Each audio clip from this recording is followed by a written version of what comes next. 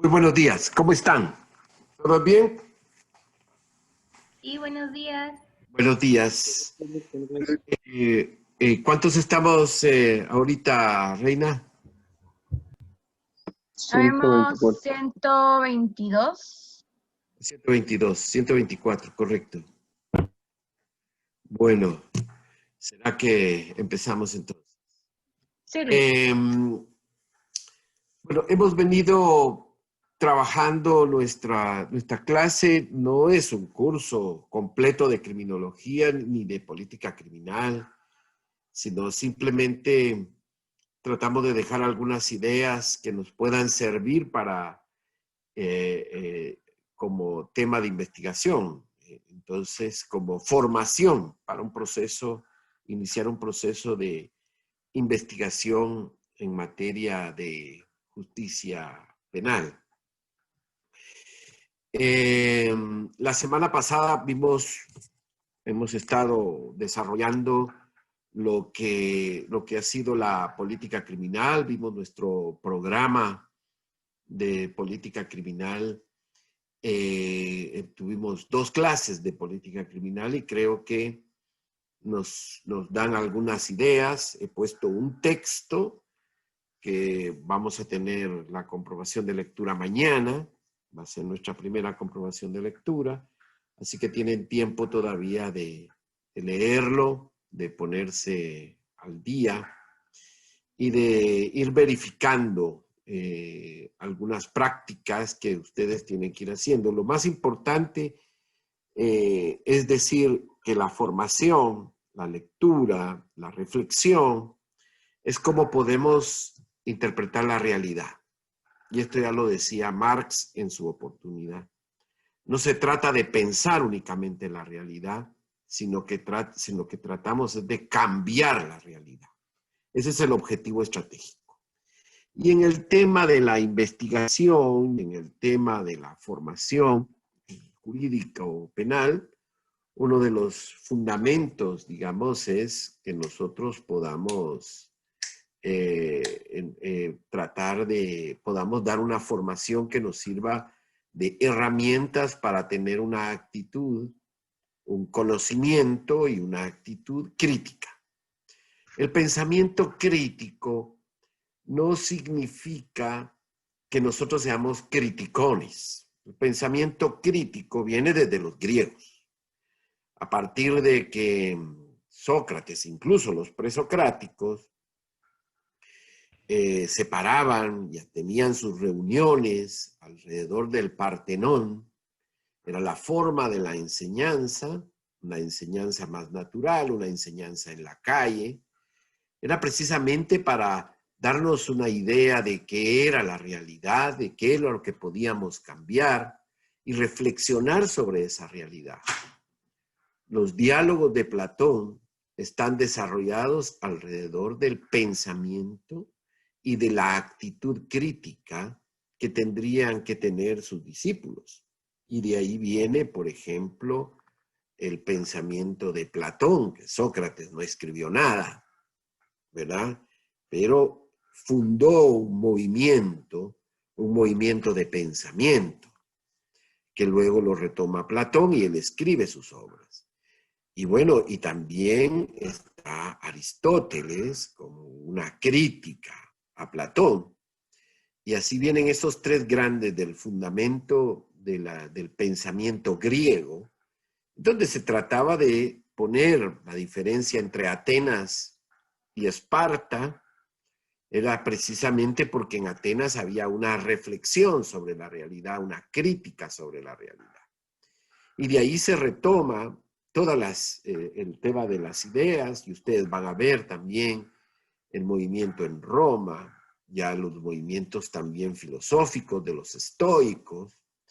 Luego viene la época medieval, después en el año 200, 300, con el movimiento también de los teólogos.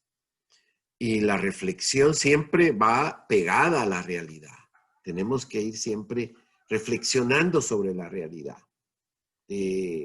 El pensamiento no viene con con leer un libro y asomarnos teóricamente y memorizar, sino viene con asumir una actitud crítica.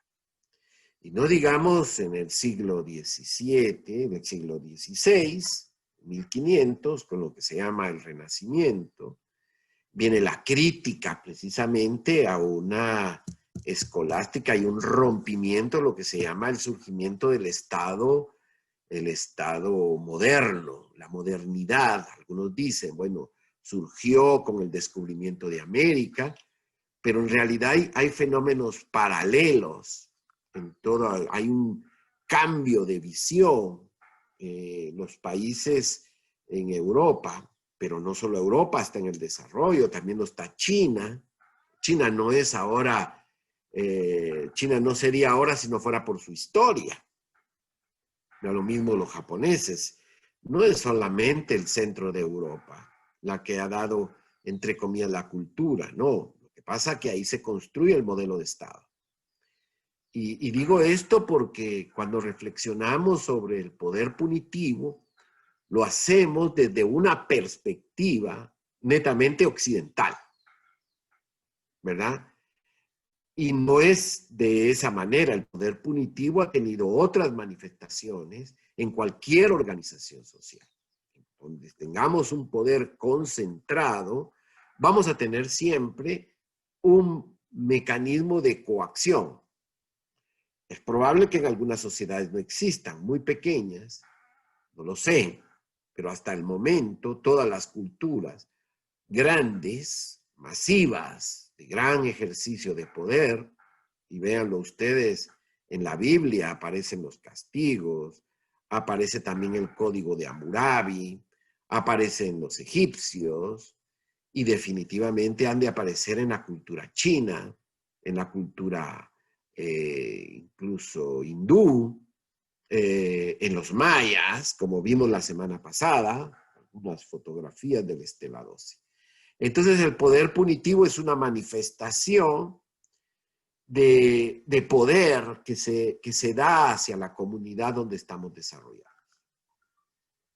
Y la política criminal no es exclusiva entonces de la cultura occidental. No somos los inventores de la cultura, del tema del poder punitivo. Hay otras culturas, como lo vimos en la Edad Media, en todas las dinámicas, pero aquí está visto desde la perspectiva propiamente occidental. En otros lados ha de existir, sin lugar a dudas. Y hay otros que lo han de haber estudiado. Nosotros no lo hemos estudiado. No tenemos un estudio sistemático del poder punitivo. Ni siquiera lo hemos estudiado de lo que es el siglo XIX, desde la cultura. Ni siquiera tenemos claro lo que es el poder punitivo en la época de los 60. La historia de nuestros códigos penales, la historia de los códigos procesales penales, cómo van surgiendo, en qué época, son parte definitivamente de esta época histórica que propone un modelo de política criminal.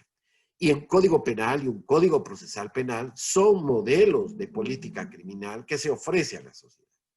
Y aquí es donde viene la confusión entre derecho penal y código y política criminal. Y no digamos la confusión entre la criminología. Hoy vamos a adentrarnos entonces a la criminología. Nos interesa definitivamente conocer qué es lo que está pasando en el tema de la criminología. ¿Y qué podemos visualizar en el tema de la criminología? Separando la criminología de la política criminal y separando la política criminal del derecho penal, ¿verdad? Aparte de la normativa penal, en la normativa penal tomamos decisiones de política criminal. Hay filosofía, hay una ideología, digamos, que la criminología nos va a dar ese pensamiento, esa forma, esa parte ideológica que necesita, ¿verdad?, para construir una política criminal. Necesitamos ideología, necesitamos marcos teóricos propios que nos den pensamientos, que nos conecten con la filosofía, que nos conecten con la política, y parte de eso va a ser la criminología, que intenta ser una ciencia independiente. Entonces hoy vamos a adentrarnos a la criminología.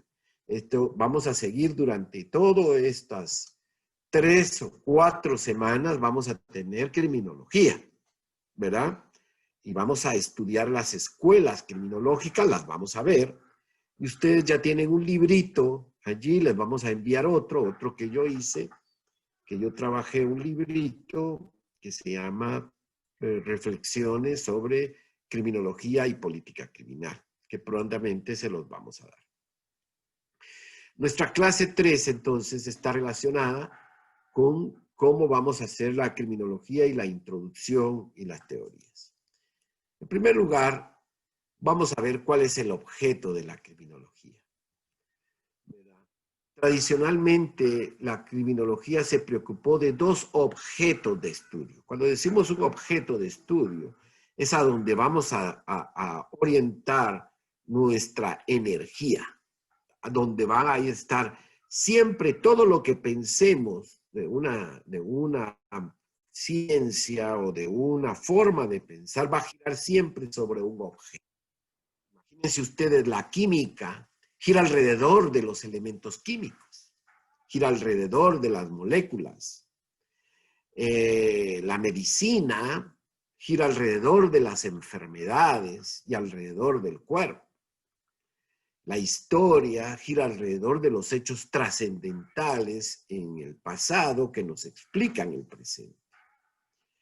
Entonces, cada historia, cada ciencia o cada forma de pensar va a tener definitivamente un objeto de estudio.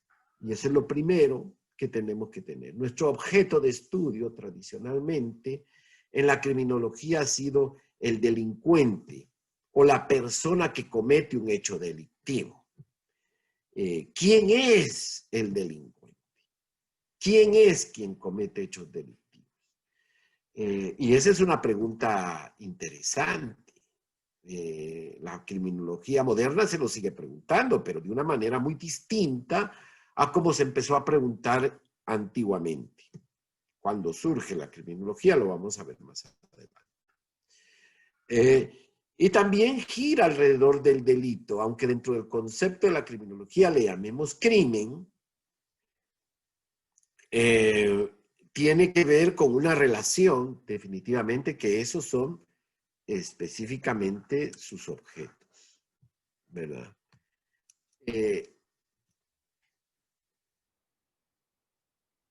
En la actualidad, estudia los procesos de criminalización y la realidad de las conductas socialmente dañosas y las situaciones conflictivas y problemáticas. Como ven ustedes, ha variado el estudio actual. No quiere decir que se haya abandonado el estudio del delincuente, pero ahora se estudian los procesos de criminalización, la realidad de las conductas socialmente dañosas y las situaciones conflictivas.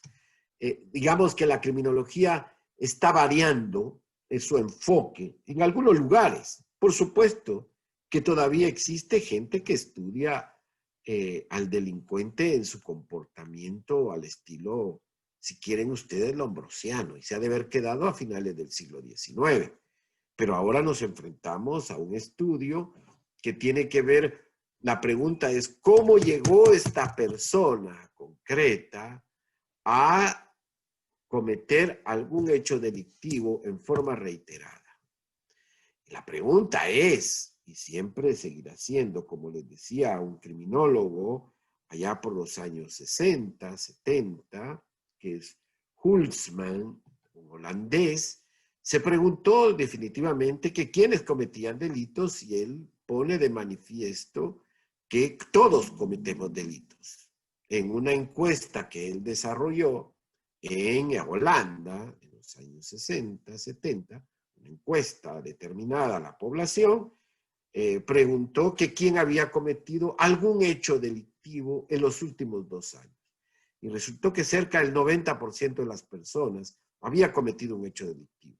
Entonces la pregunta es, ¿quiénes están en la cárcel? ni son todos los que están, ni están todos los que son, ¿verdad? Y ni están aquellos que creemos que deberían de estar. ¿Quién debería estar o quién no debería de estar en la cárcel?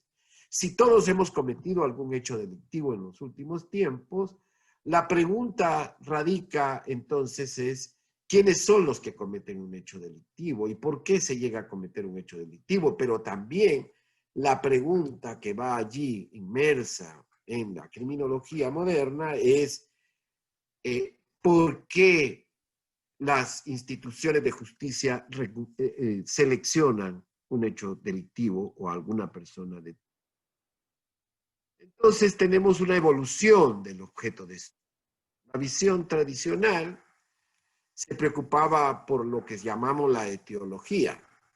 O sea, parte de una confusión entre órdenes, realidad, como lo es estudiar los hechos definidos como delictivos, independientemente de los procesos de definición.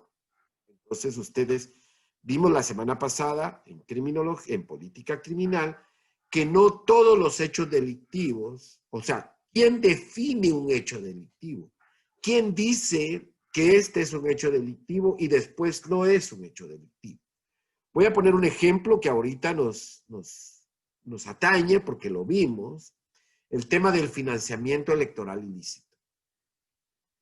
En el año 2016, antes del 2016, con el fenómeno del 2015, se hizo antes del 2016, se hizo una reforma al Código Penal para incorporar qué era el tema de lo que podríamos llamar el financiamiento electoral ilícito. Y muchos pusieron esa reforma, pero posteriormente lo criminalizaron. Si se debería criminalizar o no se debería de criminalizar, no lo sé, pero habían razones suficientes para pensar que el financiamiento electoral de lo ilícito a los partidos políticos generaba una distorsión en los gobiernos. Se comprobó definitivamente que muchas personas resultaron procesadas y ustedes pueden ver el estudio de la CICIG que está allí sobre la importancia de cuándo, cómo y quiénes financiaban ilícitamente. Cuando se procesó a las 6 personas más ricas de este país y se les sentó frente a un juez, el susto modifiquemos ese artículo porque perjudica a un grupo social y corren al Congreso y modifican eso. Entonces, ¿qué es delito y qué no es delito? Depende de las circunstancias históricas, lo que podríamos llamar sincrónicamente, ¿verdad? O sea, en el tiempo, algunas cosas son delito y otras cosas no son delito. En un espacio de tiempo y espacio, en un territorio, en una sociedad determinada. Luego el delincuente y el delito aceptados en forma acrítica. Eso es un tema de una versión tradicional. El delito y el delincuente eran asumidos como hechos preexistentes. Entonces, se estudiaba al delincuente como un peligroso social, como una persona que tenía un síntoma, como diferenciar en el mundo entre los buenos y los malos. Allí es donde entra el objeto de estudio de una criminología tradicional. Entonces, nos enteramos, un momentito.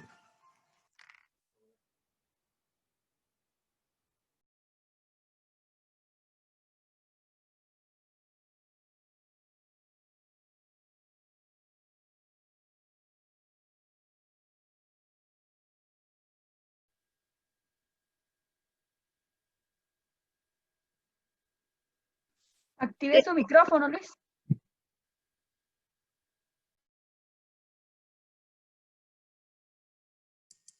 Ahora sí. Sí, ¿verdad? Entonces, las razones por qué cambiamos, por qué la criminología. Primero, la problematización. habría que ampliar el tema. Eso era una criminología demasiado cerrada.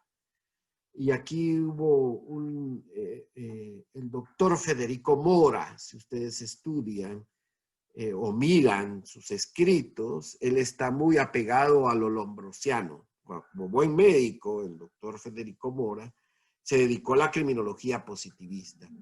Y en todo el mundo, en esos años, estaba la criminología positivista. Entonces la visión era quién era el delincuente, era el que estaba en la cárcel, y quién estaba en la cárcel, el que la policía decía. Entonces, el peligrosímetro, por decirlo de una manera, lo tenía la policía. Ellos son los que saben.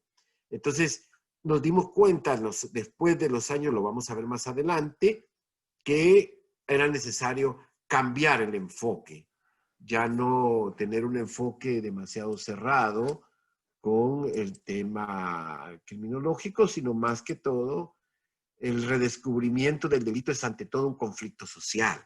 Este es ante todo, porque vimos el delito como un problema únicamente moral, ético, relacionado con el pecado, relacionado con, entonces, la pena como una sanción retributiva. Y en realidad lo que estamos viendo es el conflicto social. Ya cuando pasamos al conflicto, empieza a cambiar la criminología. Y nos encontramos con otros elementos que es la víctima, el delincuente y la víctima son los que entran en conflicto. Entonces el robo es un conflicto, el hurto es un conflicto, el homicidio es un conflicto, ¿verdad? Cuando le hacemos daño a la sociedad, al medio ambiente de una manera muy grosera, también es un conflicto porque le estamos generando un daño a la sociedad, un daño a la comunidad, a todas las personas. Entramos en un conflicto. Y luego, también otro tema que entra a discusión es que el derecho penal forma parte del control social. ¿Y qué es el control social? Esto es clave y fundamental. El control social es una orientación al comportamiento humano. Es una orientación hacia qué queremos que las personas tengan un comportamiento determinado. Entonces, vemos que el derecho penal o el sistema punitivo también forma parte de un sistema completo de control social, donde está la escuela, donde está la fábrica, donde está la comunidad. Entonces empieza a surgir un comportamiento de valoraciones de desviación del comportamiento humano, determinado a ciertas pautas. La pregunta es, ¿quién pone las pautas? ¿Quién dice que este comportamiento es desviado y este otro comportamiento no es desviado? Solamente estoy hablando de la época del tema social, pero también podemos mencionarlo desde el punto de vista del delito. El delito es como una conducta desviada que valora a determinado grupo de personas, nuestros representantes en el Congreso. No sé si ustedes le confiarían a nuestros diputados en la actualidad, no digo todos, por supuesto, pero ahorita que se habla de pacto de corruptos, imagínense ustedes cómo podría ser un código penal que surja de un pacto de corruptos, ¿verdad? De un pacto definitivamente donde ellos definen qué delito, qué penas poner. Pueden poner cualquier cosa. Digamos, estamos pensando que son 157, 158 sabios que definen qué es delito y qué no es delito. En manos de ellos estamos, ¿verdad? Entonces, esa es el tema de qué es delito. Es un concepto relativo, que el poder punitivo puede ser definido de una manera o de otra, que lo podemos definir de una manera, que lo podemos, se configura de una manera, se pone en práctica de otra, hay mecanismos de selectividad. Todo esto hay para cambiar la criminología. Entonces hay que incluir el delito como proceso de criminalización, el delincuente como proceso de criminalización secundaria, por supuesto que es distinto, crear el delito, pero la policía no persigue, la policía selecciona qué hechos delictivos va a perseguir y cuáles no. Ahí ningún diputado podrá tener alguna influencia, pero la policía tiene su subcultura. Ellos funcionan de una manera distinta. Entonces, quién es delincuente no lo define necesariamente los tipos penales, ya en términos materiales, sino la policía y el Ministerio Público son los responsables de presentar a una persona ante los tribunales. Y la víctima también es un elemento clave dentro del nuevo elemento del funcionamiento. Entonces surge lo que se llama la victimología. Entonces, como ven ustedes, la criminología empieza a estudiar algo y va terminando con otras cosas, y también se preocupa de la prevención del delito. Y por supuesto, como parte del, estudia el poder penal, el poder punitivo como parte del control social formal, ¿verdad? Entonces, hay otros sistemas de control formal, hay otros elementos, pero el poder punitivo, el poder, el sistema penal, su enfoque de estudio es eminentemente distinto. Bueno, una definición tradicional de lo que podría ser la criminología, y esto es muy importante. Una definición tradicional es el estudio del delito considerado como fenómeno biológico y social que incluye al delincuente, ¿verdad? Su autor. Asume la preexistencia del delito. Si ustedes ven esta definición de Quirós, estudia como fenómeno biológico y social. Asume la preexistencia del delito, como que fuera el delito natural, como que hubiese surgido naturalmente, sin explicar su proceso de construcción, ¿verdad? Para los criminólogos tradicionales, el delito no se explicaban cómo se fundaba, cómo se había creado, cuáles habían sido los procesos de criminalización. Simplemente era un hecho delictivo y por lo tanto había que estudiarlo. Esta es una definición tradicional de lo que es criminología. Pero ahora miremos una definición moderna de lo que es criminología, lo que podríamos llamar como García Pablos de Molina define como una ciencia empírica e interdisciplinaria. Para él, entonces, es una ciencia empírica en el sentido de que toda su explicación lo va a hacer alrededor de la realidad social. No va a hacer reflexiones metafísicas sobre lo que es el delito. Va a ir a la realidad y va a decir, ¿quién es el delincuente? Bueno, saquemos un perfil del delincuente, investiguémoslo, y el perfil es hombre, joven, de la clase pobre, tales características. Para García Pablo tenemos que buscar en lo empírico, en la realidad social, lo que está pasando. Y es interdisciplinaria porque no tiene que ver con muchas ciencias como la biología, como la antropología, como la psiquiatría, para estudiar el fenómeno del pensamiento, que es lo que pasa en la persona que comete un hecho delictivo, en la sociología, en la ciencia política. Entonces, que se ocupa del estudio del crimen, de la persona del infractor, del control social, del comportamiento delictivo, y trata de suministrar una información válida. Aquí viene la importancia de esta definición. La información válida, contrastada sobre la génesis, la dinámica y las variables principales del crimen. Como ven ustedes, García Pablo se metió en un problema bastante complicado. Prácticamente la criminología como que estudiara todo, se dedicara a todo, un amplio espectro. Entonces, cuando abrimos el abanico demasiado, entonces se nos pueden caer de todo. Nuestro objeto puede perderse.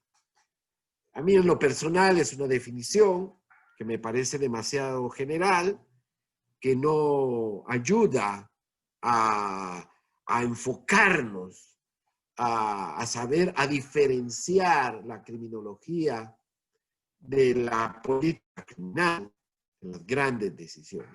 Pero algo muy importante que nos plantea García Pablos de Molina es que hay información válida. Para mí es lo más importante.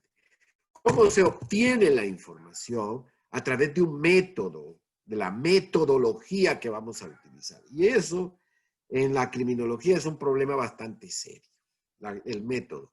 Pero independientemente de su seriedad o no seriedad, el tema de la información, de cómo vamos a dar esa información, no es la información que nos daría, con todo respeto, por supuesto, el chiclero en la esquina.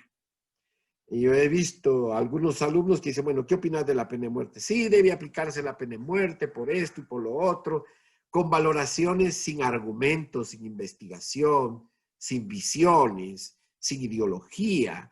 Lanza, bueno, no sé, con ideología siempre, pero con una visión muy pobre de argumentos. ¿Por qué están las personas presas? Son muy pobres los argumentos. Entonces la criminología nos va a dar una información válida en el sentido que ha pasado rigurosamente por un proceso de investigación.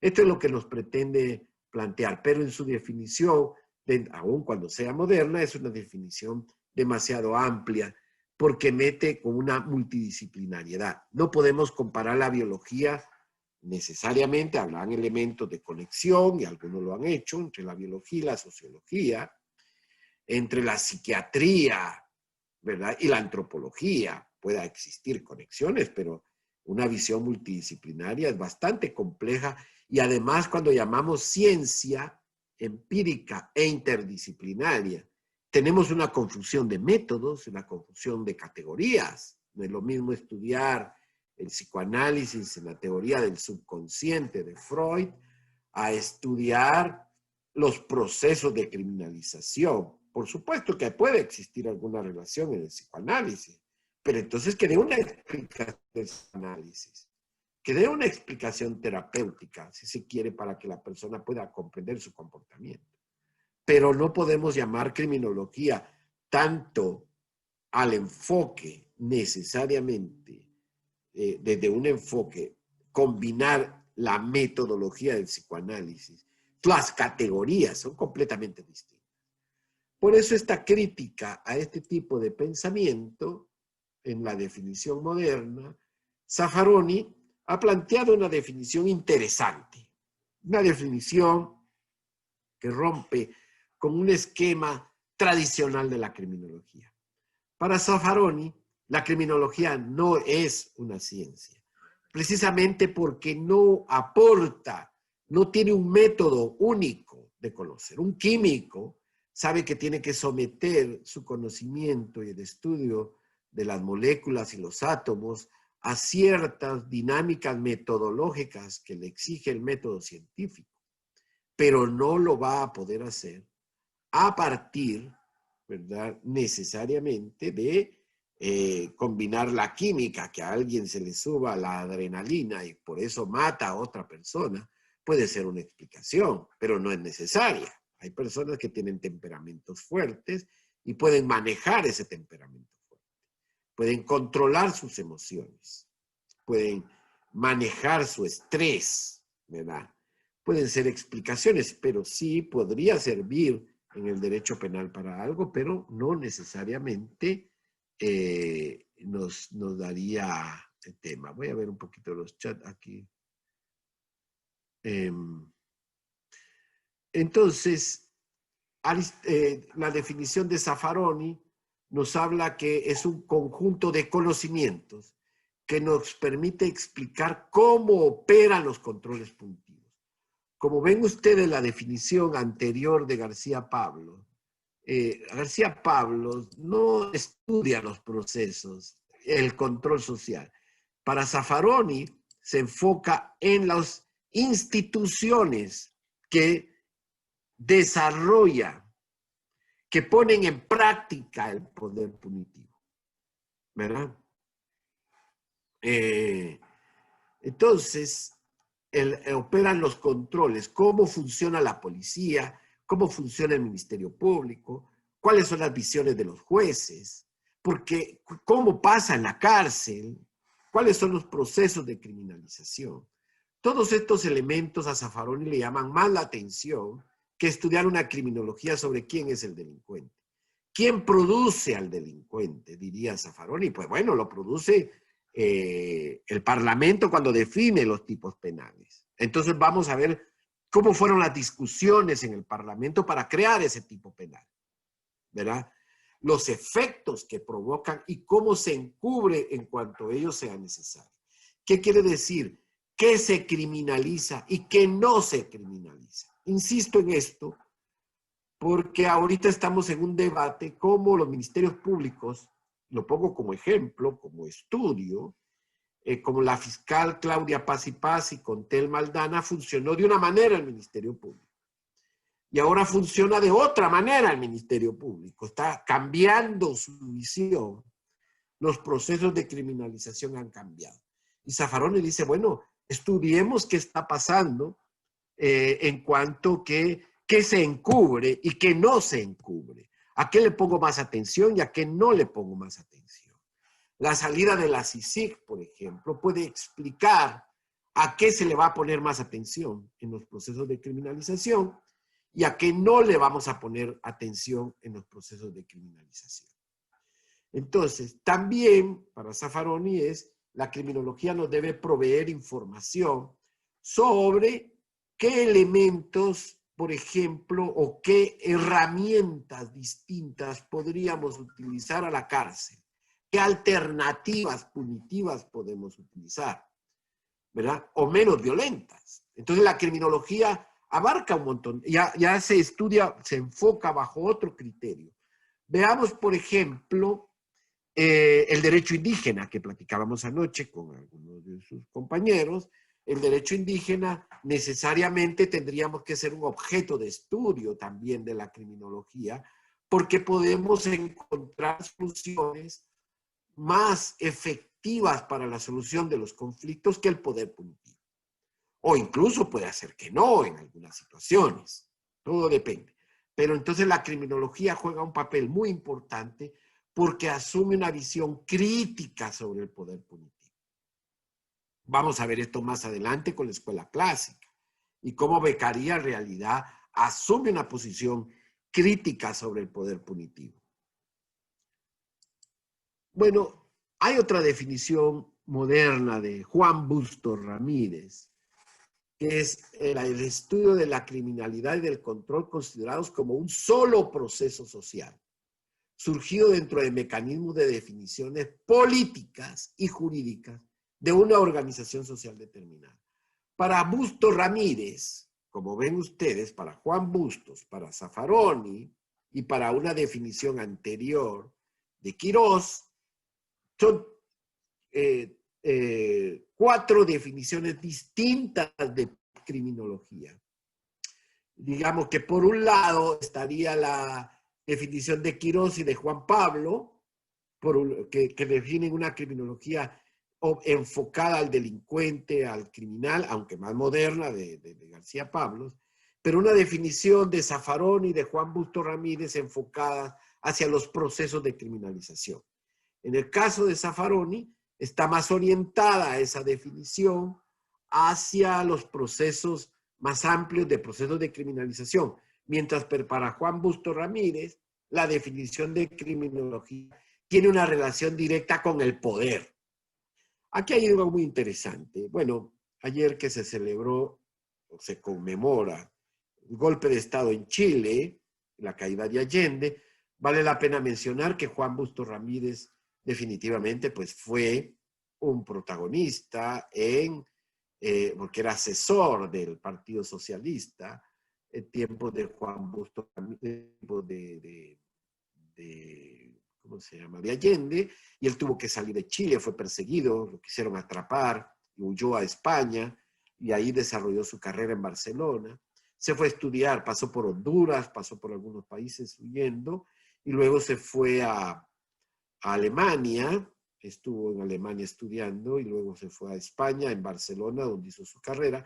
Luego regresó a Chile, donde fue senador. Murió hace algunos años de una enfermedad, pero era cualquiera que ustedes busquen, Juan Bustos Ramírez, van a encontrar siempre una literatura apropiada para lo que querramos. Es uno de los grandes pensadores del derecho penal moderno de América Latina. Lo mismo que Zaffaroni, en la misma época. Yo tuve oportunidad conozco a los dos. Me parecen personas con una formación muy sólida. Entonces, pongo estos ejemplos para que veamos en realidad para dónde va la criminología, ¿verdad? Los distintos enfoques. Entonces, la valoración son valoraciones de un proceso de conocimiento del saber criminológico de carácter histórico. Nos van planteando horizontes. La criminología va dando grandes pasos, conforme van pasando las teorías sociológicas. A partir de principios del siglo XX, con Durkheim, por ejemplo, surge una nueva formación de criminología. Durkheim se dedica también, aporta. Casi los grandes filósofos, los grandes sociólogos, han aportado para la criminología a partir del principio de siglo, ¿verdad? Han tenido una preocupación. No se han dedicado exclusivamente a la criminología, pero han dado sus aportes o se deducen de sus aportes, fundamentalmente, Durkheim, Merton, grandes sociólogos enormes. Para la sociología han puesto su visión y lo vamos a ver en su oportunidad. Entonces, dependiendo de las grandes corrientes filosóficas que estén en ese momento, los que van a reflexionar sobre la criminología van a tomar esas ideas y van a hacerlas explicables para el fenómeno de la política criminal y de la criminología, ¿verdad? Tenemos que tomar qué es lo que está pasando en la actualidad sobre algunas reflexiones que llegamos al control social. Entonces vamos a ir tomando cada uno. De Max Weber se va a tomar el desarrollo del Estado profesional, ¿verdad?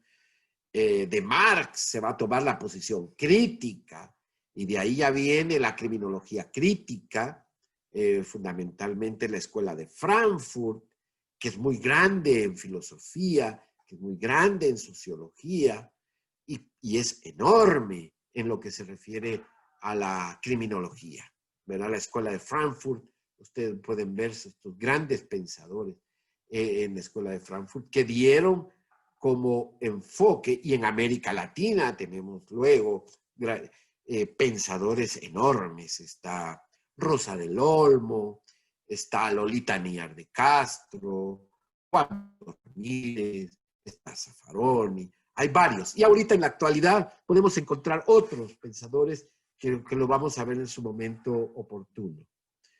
En síntesis, entonces, lo histórico en la historia de las ideas, lo histórico y lo contemporáneo no son excluyentes.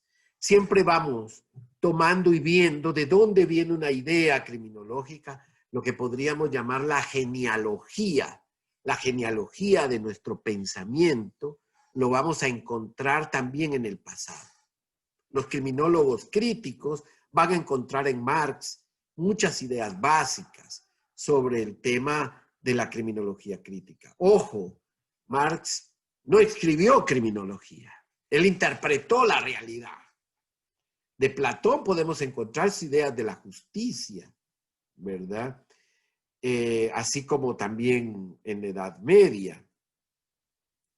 Pero vamos a ir viendo que no son excluyentes, y eso lo vamos a ver ahora en el pensamiento de Beccaria cuando avancemos en nuestra clase.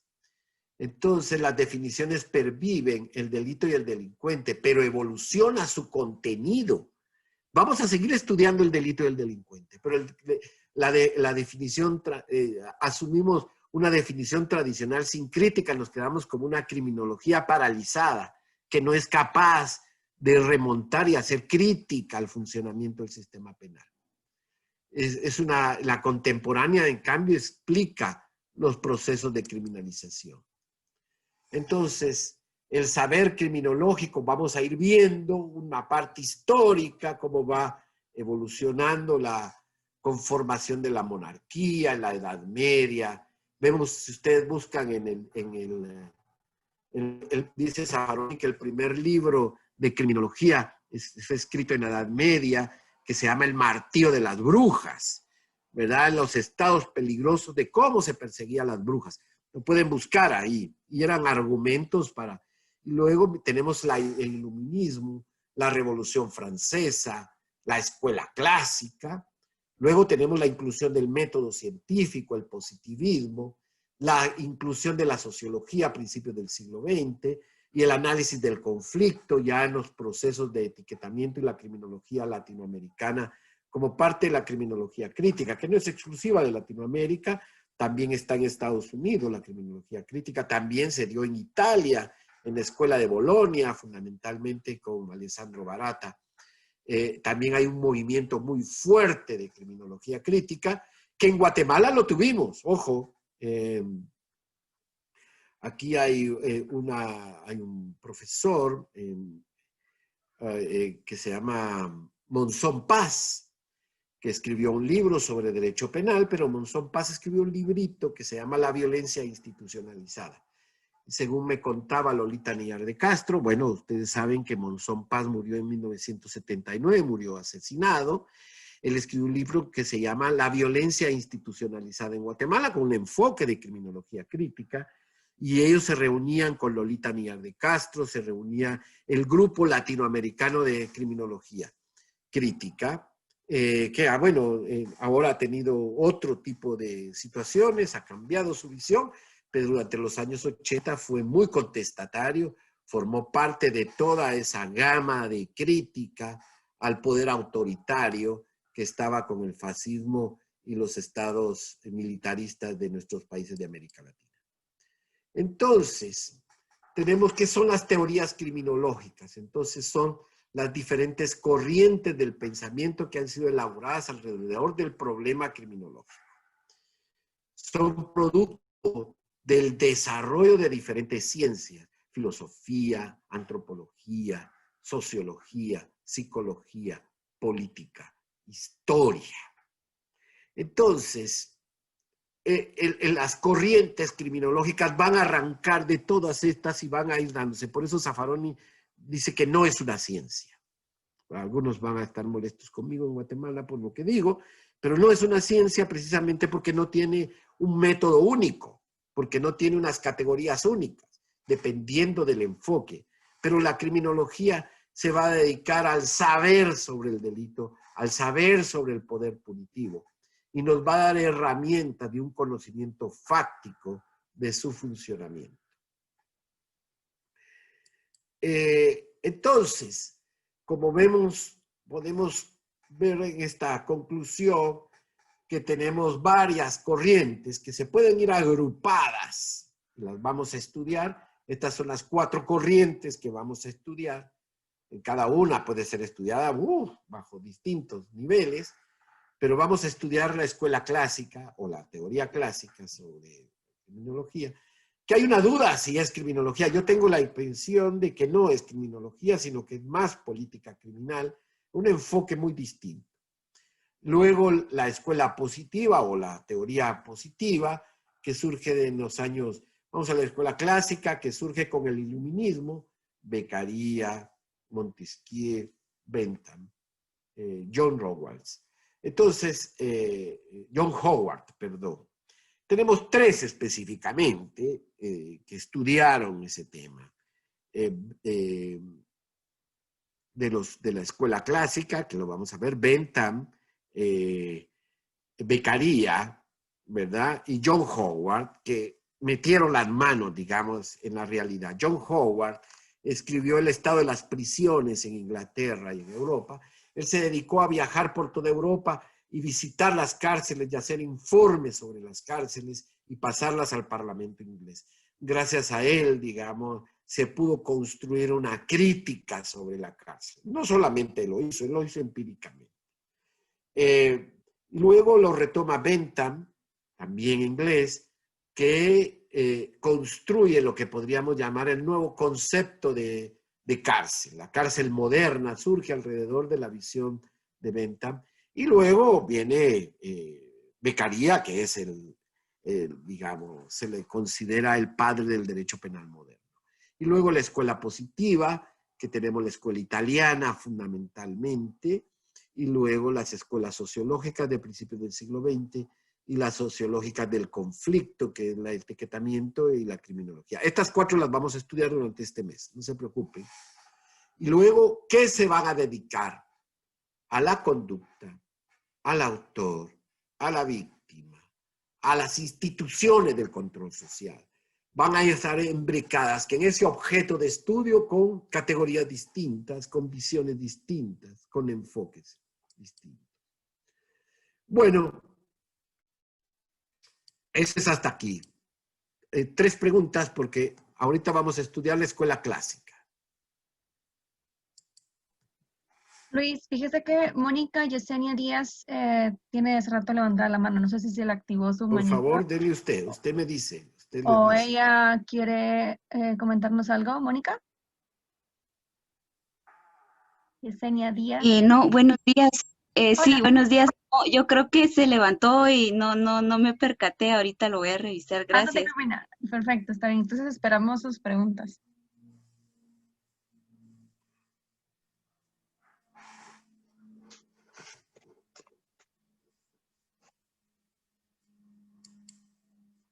¿No hay dudas? Por favor, pregunten.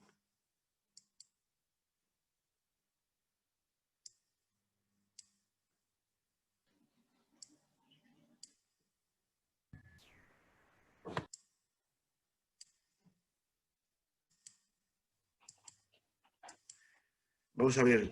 Gabriela Dávila. Jenny tiene su micrófono abierto. No sé si quiere decir algo. ¿No? ¿Josué Salazar? Sí, yo tengo una consulta.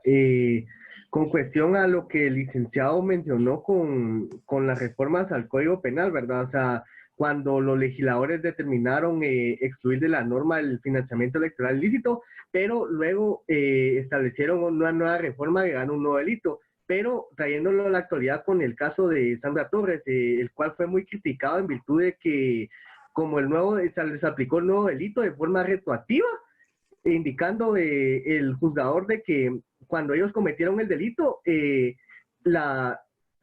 delito como tal no estaba estipulado en la ley, pero como le facultaba para establecer de forma reactiva el hecho delictivo, entonces se les encuadró ahí, pero fue muy criticada. Entonces, ¿cómo pudo haber determinado el juzgador de que dicho hecho se estableció durante el 2015, que fue según lo que indicaron?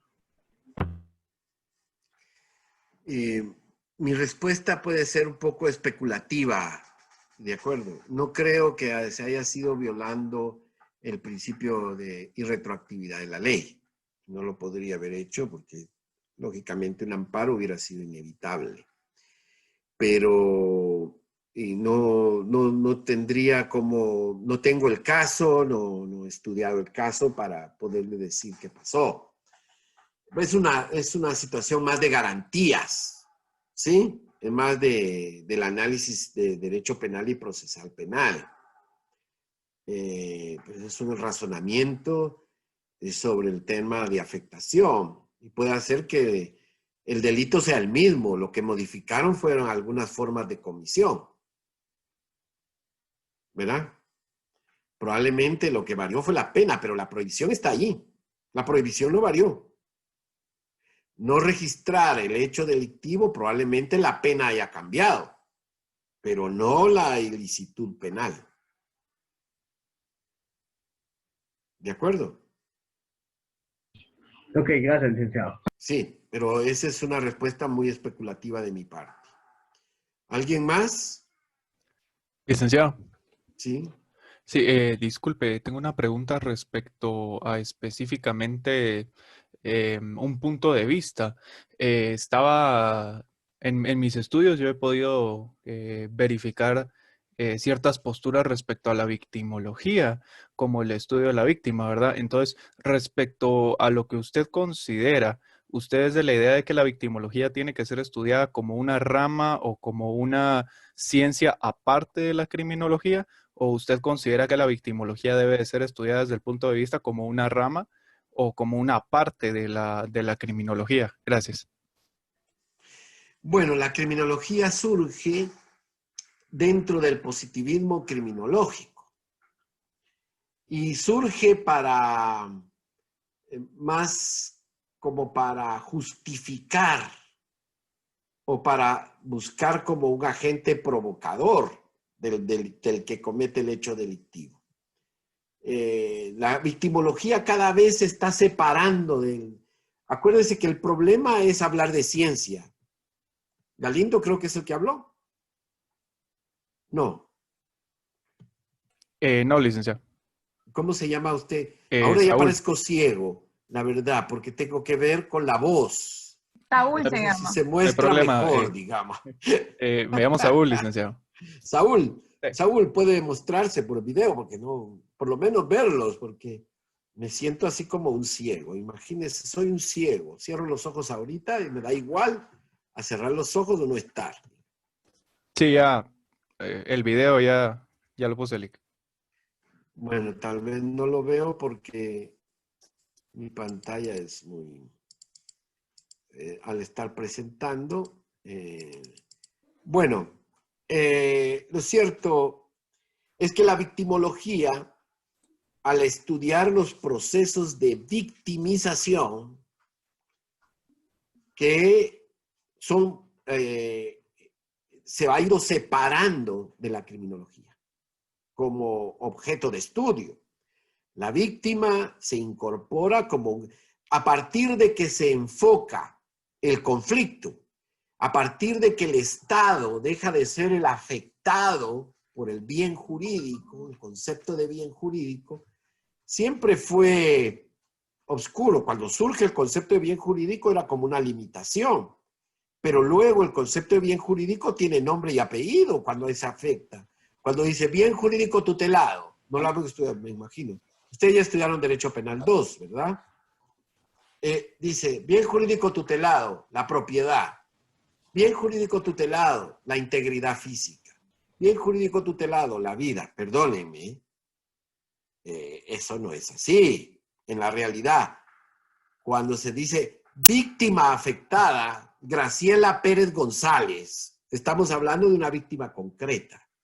Estamos hablando que se fracasó, que el derecho penal, que el poder punitivo intervino en ese conflicto tarde, ya cuando la víctima ya sufrió el daño, ¿verdad? Entonces, se estudia a la víctima para ver en qué podemos ayudarla. Y entonces surgen los derechos de la víctima. ¿Cuáles son los derechos de la víctima? Primero, garantizar el acceso a la justicia. ¿Cómo podemos decir? Y por eso la teoría de la acción penal empieza a variar porque la víctima es protagonista del proceso penal.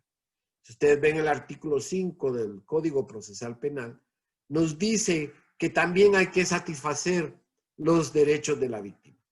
También nos habla que las modificaciones del 2010 y del 2011, más del 2010, nos plantea el derecho de acceso a la víctima, acceso a la justicia, los derechos de la víctima relacionados con la protección, cuando es amenazada, con la atención, porque hay que disminuir los efectos del delito.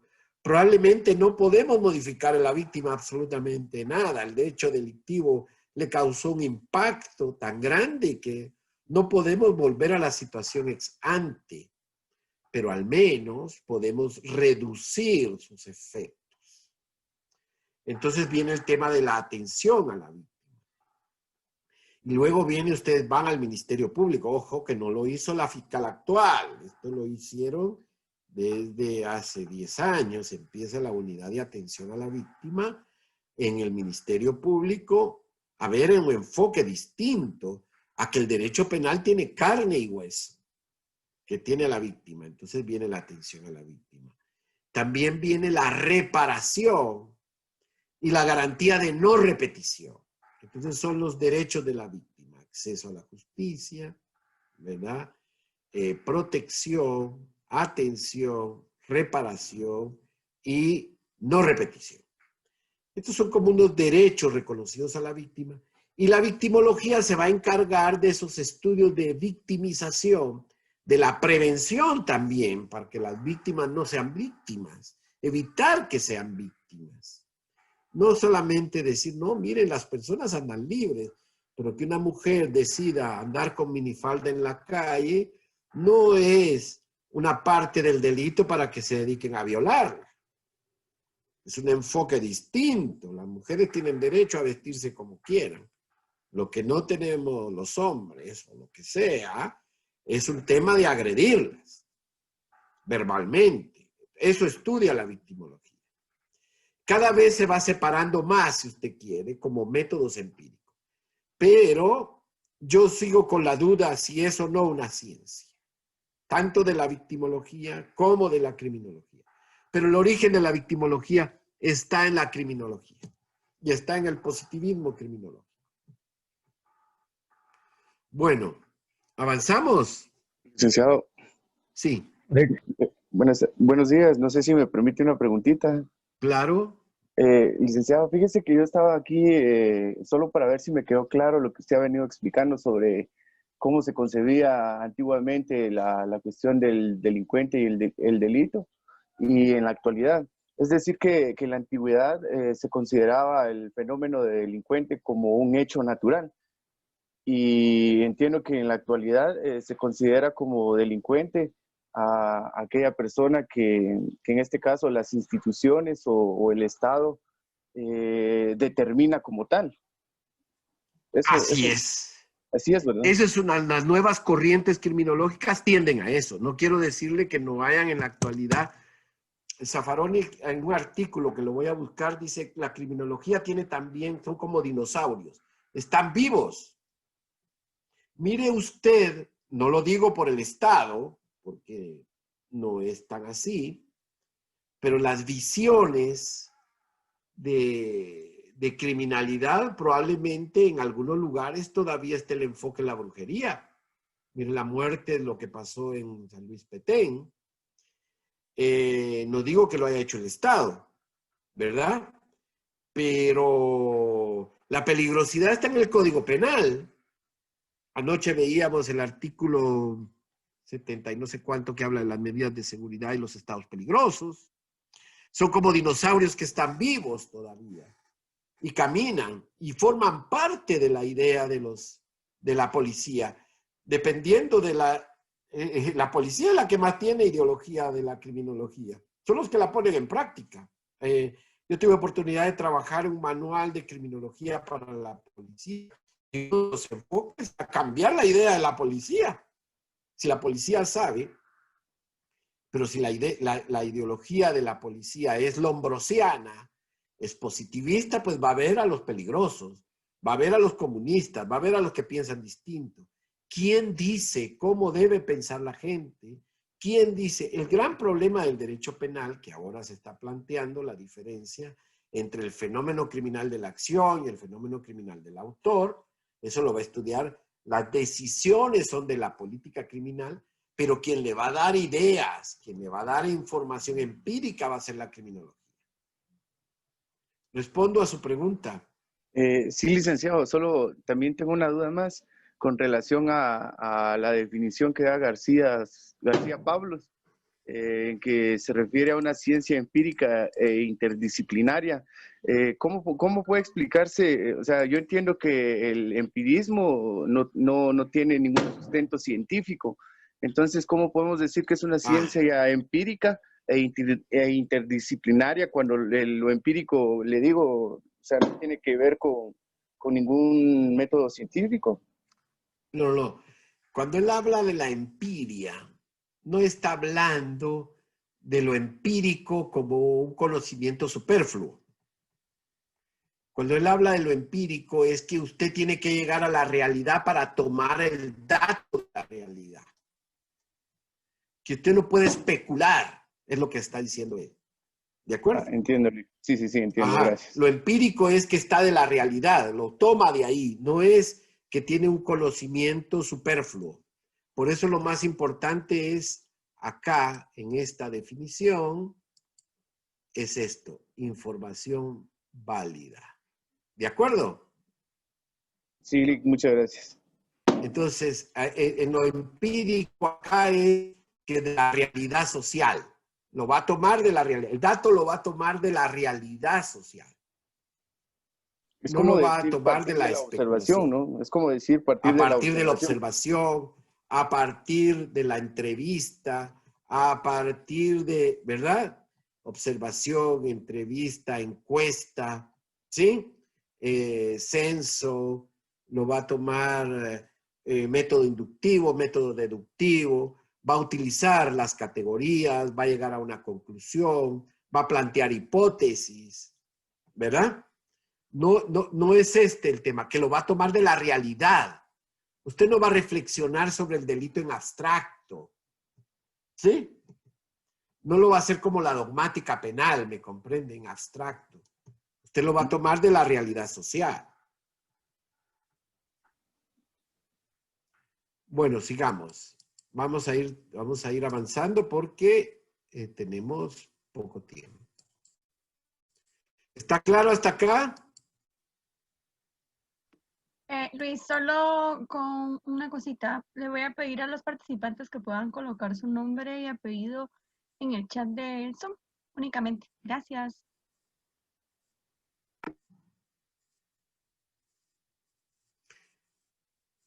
¿Se entendió la instrucción? Perdone, buenos días. ¿Sería nombre completo o solo un nombre y apellido estaría bien? Nombres y apellidos. Me explique por qué, Reina. Es para la asistencia. Ah, correcto. Sí, es bueno explicar por qué. Puede continuar, Luis. Bueno. Entonces, la escuela clásica, fíjense ustedes, lo más triste, digamos, no lo más triste, para que vean ustedes de cómo en la actualidad se incorporan algunas cosas de la... Vamos a empezar con la escuela clásica, algo que no empieza por la empiria. Empieza fundamentalmente por tal vez la parte empírica es su crítica al sistema penal.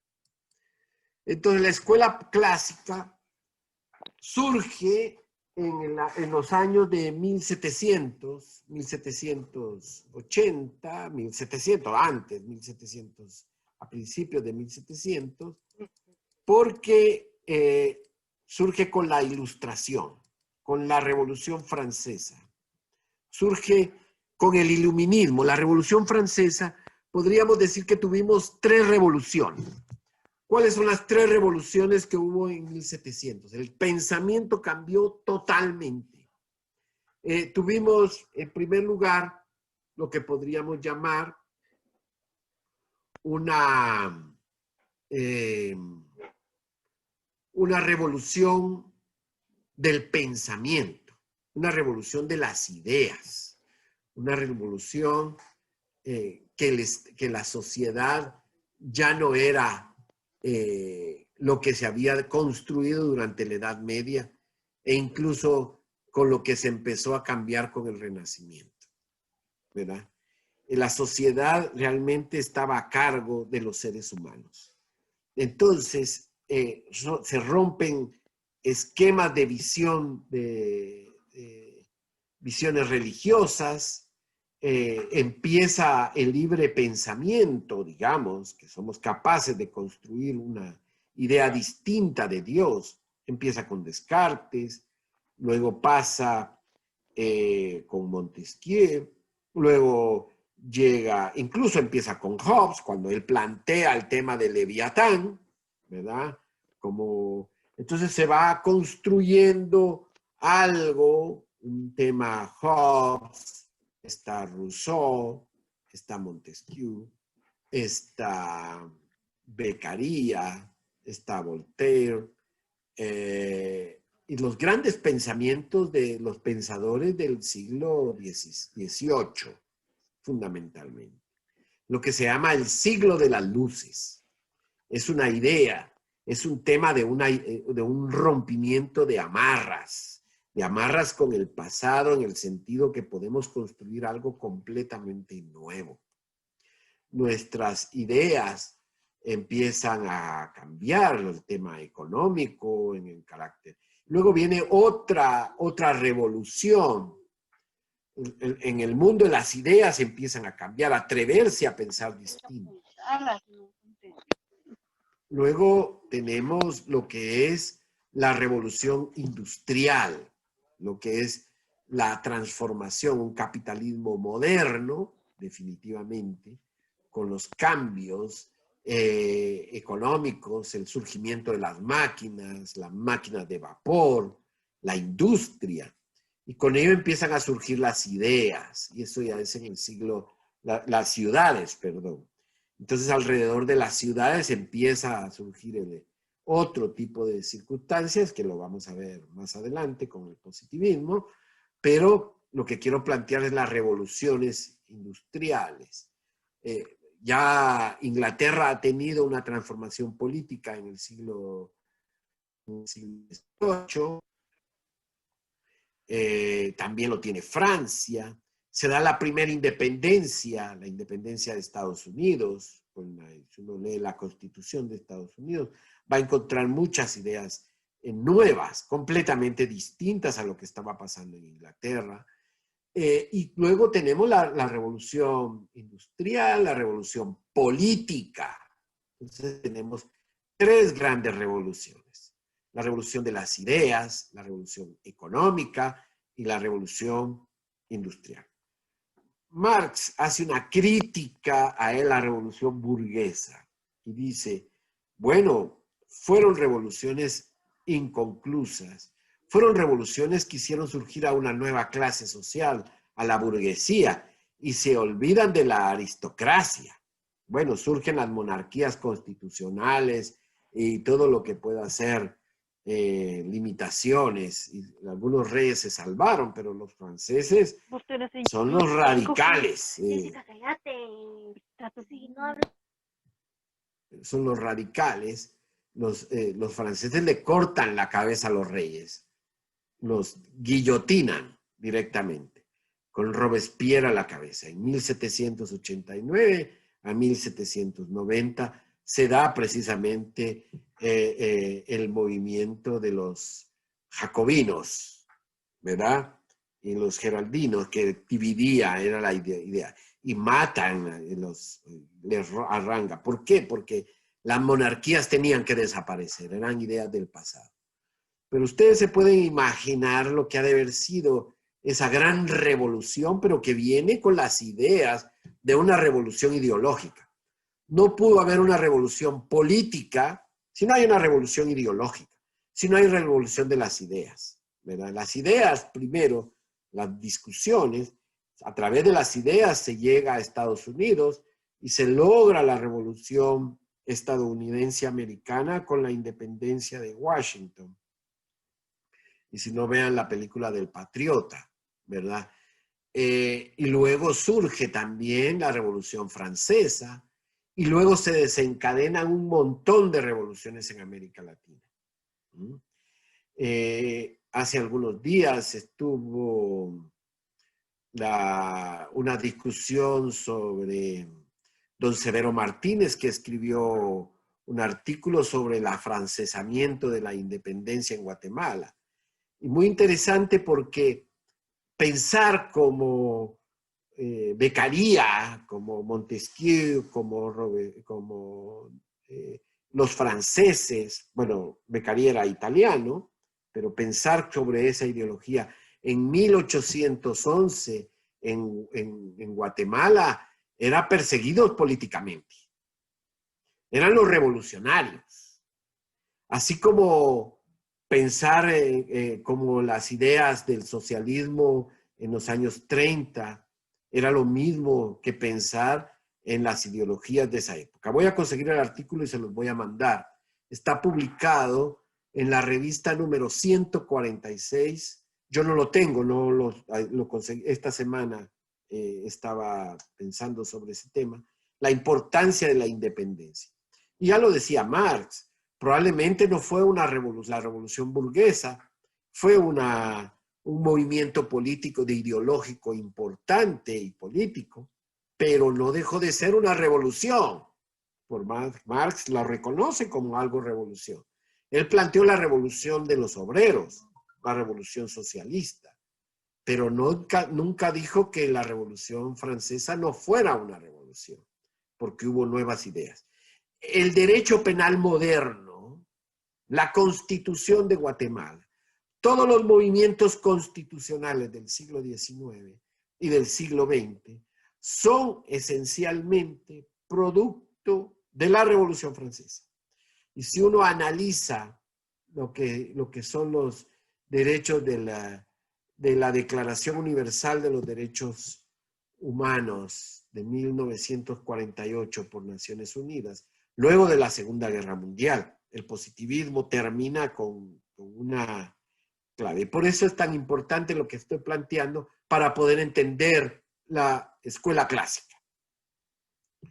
La escuela clásica nos da el marco ideológico, político, criminal y de crítica al sistema penal medieval, que era el que imperaba en 1700, que es el que nos interesa. Y ustedes van a ver una película ya cuando se vayan por grupos, que Reina va a indicar, cómo la crítica, la escuela clásica se encarga de la crítica del siglo XIX, del funcionamiento del siglo XIX, del sistema de justicia, ¿verdad? Que centró su interés en el estudio del delito como un concepto jurídico. El fundamento del castigo era el libre albedrío. Imagínense ustedes, para la época medieval, quien cometía un hecho delictivo era un pecador, era un marginado social, era alguien contrario a la Iglesia Católica, era alguien que atentaba contra el Estado, ¿verdad? Entonces, si alguien puede leer la sentencia de Demian, que aparece en Vigilar y Castigar de Foucault, va a encontrar ahí cómo eran los castigos en la época. Entonces, elaboró toda la escuela clásica, se encarga de transformar, es una revolución completa del pensamiento. Uno de los elementos esenciales de la transformación en la época del siglo XIX y finales del siglo XVIII, tanto en Estados Unidos como en Francia y en América Latina incluso, y en Guatemala con los códigos de Livingston, lo vamos a ver, es precisamente la escuela clásica. Es a través de la ideología de la escuela clásica con que se hacen los grandes cambios. Pero el fundamento es que los seres humanos, todos somos iguales y todos somos libres e iguales. Luis, bueno, podemos, ¿sí? Solo le quería comentar que nos quedan 6 minutos para poder irnos a trabajo en grupo. Sí, ya vieron ustedes cómo me llaman al orden. Bueno, hace referencia a una concepción revolucionaria del derecho penal, el rompimiento del antiguo régimen, la monarquía absoluta y la crítica al sistema inquisitivo.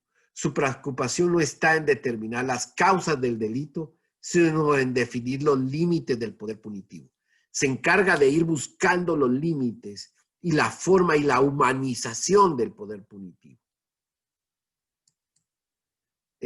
Su método de análisis está en la preocupación por la realización de nuevos valores que debe desarrollar el poder punitivo, la libertad y la igualdad, ¿verdad? El método será deductivo, de ahí vienen las constituciones.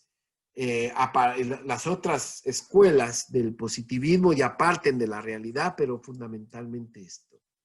La escuela clásica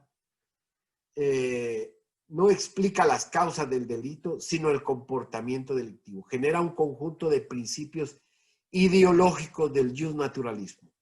Propone los principios para una concepción del Estado liberal, la protección a la libertad personal. Todos los humanos son libres e iguales y racionales. Responde a un momento determinado de la historia del siglo XVIII y los precursores son los precursores de la independencia en América Latina. Responde a las características, como decíamos, de los cambios económicos, de los cambios demográficos, de los cambios políticos y de los cambios religiosos. Empieza el poder laico, la libertad de religión, la división de poderes en los cambios políticos, en los cambios económicos empieza la fábrica, también el surgimiento en Inglaterra. Todos estos movimientos, la escuela clásica presenta como base de una transformación profunda de la sociedad, lo que se llamó el siglo de las luces en el siglo XVIII. Es un tema apasionante. Yo les he puesto allí, vamos a estudiar la figura del pensamiento a través de otras formas de concebir. El poder ya no viene de Dios, el poder es de los seres humanos. La razón como medio para controlar el sentido y la finalidad de la existencia. El nuevo poder, el nuevo derecho, las nuevas relaciones sin estamentos. Pero lamentablemente la Revolución Francesa todavía es inconclusa. Todas las ideas que se tuvieron en el siglo XVIII, hoy hay que volverlas a pensar. Beccaria vuelve, y ustedes van a ver en el video durante la semana que les he mandado de Perfecto Andrés Ibáñez, que es un gran historiador sobre ese movimiento, es específicamente cómo Beccaria, el de los delitos y de las penas, sigue vigente todavía porque no hemos logrado desarrollar todo el pensamiento ilustrado, todo el pensamiento de la Revolución Francesa en nuestro medio. Bueno,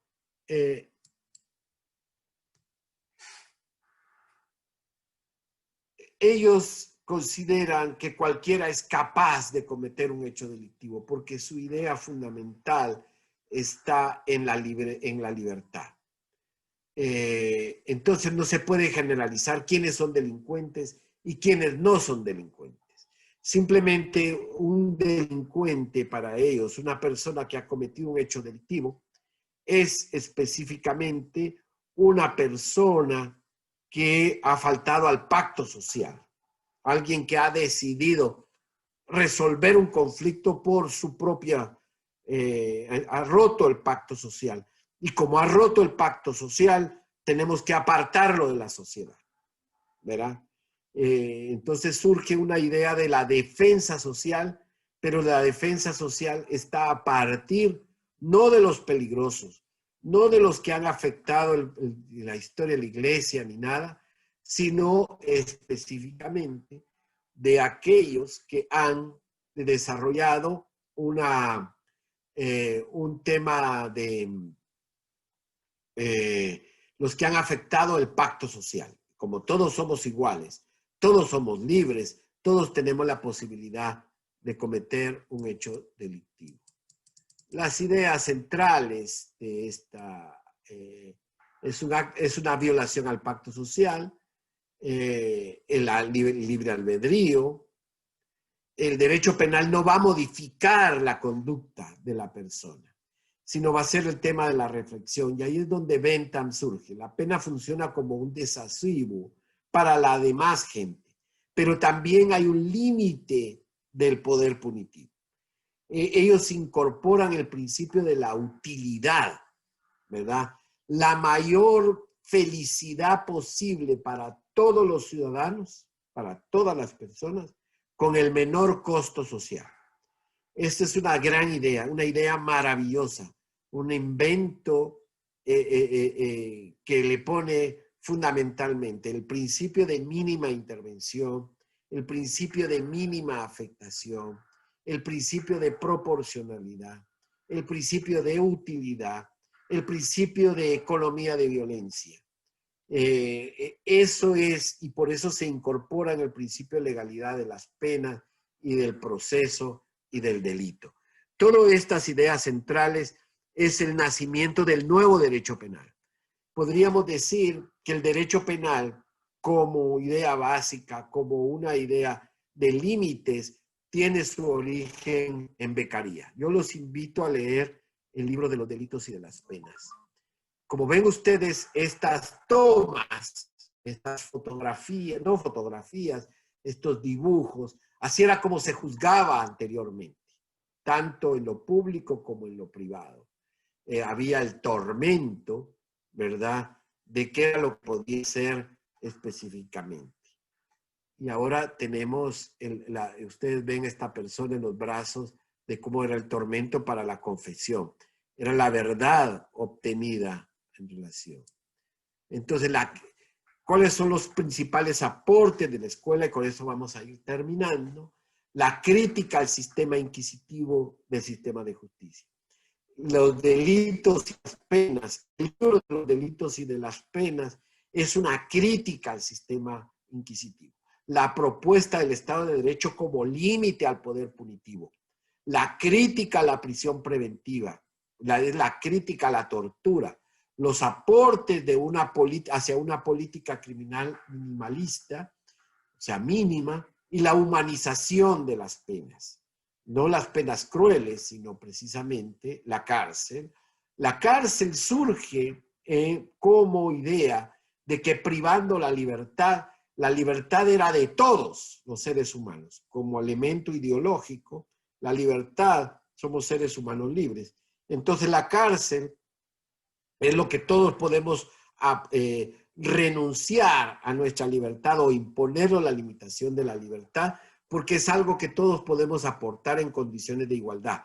Tanto los ricos como los pobres, digamos, en condiciones de igualdad, los hombres, las mujeres, todos podemos aportar nuestra libertad. Es el valor fundamental, que es uno de los libertad, igualdad y confraternidad. Entonces, estas son las ideas básicas.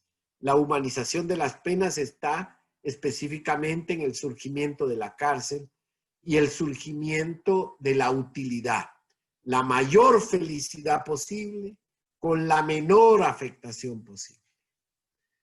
Por eso ahora tenemos un juicio de esta manera. Y pongo aquí el tema, como ven ustedes, esto es muy distinto a cómo lo teníamos antes. Esto es gracias a las ideas de Beccaria, a toda la crítica que hizo a la tortura, a toda la crítica que hizo al procedimiento y de toda la crítica que hizo al proceso.